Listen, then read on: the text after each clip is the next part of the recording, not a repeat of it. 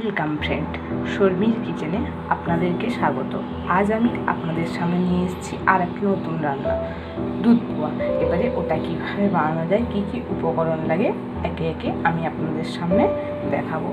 সবার প্রথমে আমাদেরকে দুধ পোয়া বানানোর জন্য যেটা মেন ইনগ্রিডিয়েন্ট, ওটা হলো ময়দা।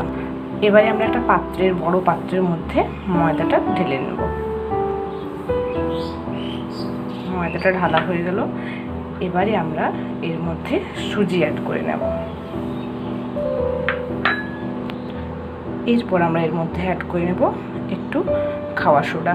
এবারে এটাকে খুব ভালোভাবে মিক্সড করে নেব। সুজি, ময়দা এবং খাওয়া সোডাটাকে খুব ভালোভাবে মিক্সড করে নিতে হবে। এর মধ্যে আমি এবারে অ্যাড করে নিচ্ছি একটু চিনি,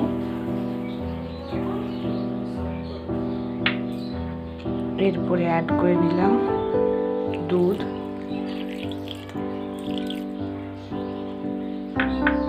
এরপরে আমি দিয়ে দিলাম একটু নারকেল কোড়া। এবারে এটাকে খুব ভালোভাবে হ্যান্ড ব্লেন্ডারের সাহায্যে মিক্সড করে নিতে হবে। দেখতে পাচ্ছেন মাখানো হয়ে গেছে। এবারে আমি এর মধ্যে একটু এলাচের দানা দিয়ে দেবো স্মেলের জন্য। এবারে এটাকে আমি রেখে দেবো 5 থেকে 10 মিনিট রেস্টে। আমি কড়াই বসিয়ে দিয়েছি, কড়াই গরম হয়ে গেছে। এবারে কড়াইয়ের মধ্যে আমি সাদা তেল দিয়ে দেবো।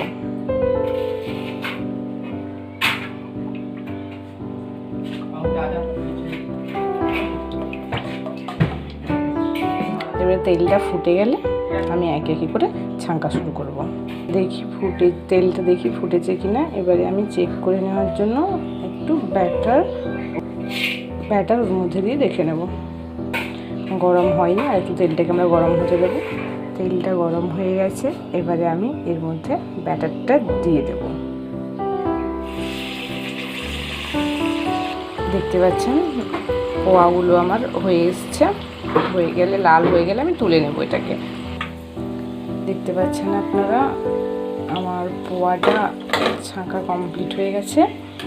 এবারে আমি কড়াইয়ের মধ্যে দুধ দিয়ে গরম হতে বসিয়ে দেবো। আমি কড়াইটা বসিয়ে নিয়েছি আবার। এবারে কড়াইটা গরম হয়ে গেলে ওর মধ্যে মিল্ক দিয়ে দেবো।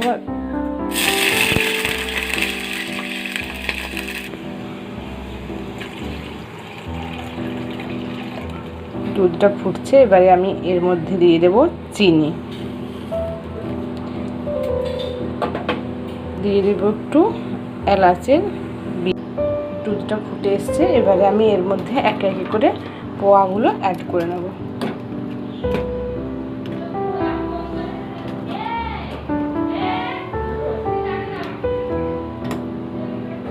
এবারে এগুলোকে আমি খানিক ফুটিয়ে নেব হিসাবে। আমাদের দুধ পোয়া দেখতে পাচ্ছেন রেডি হয়ে গেছে। দুধ পোয়াগুলো ফুটে গেছে।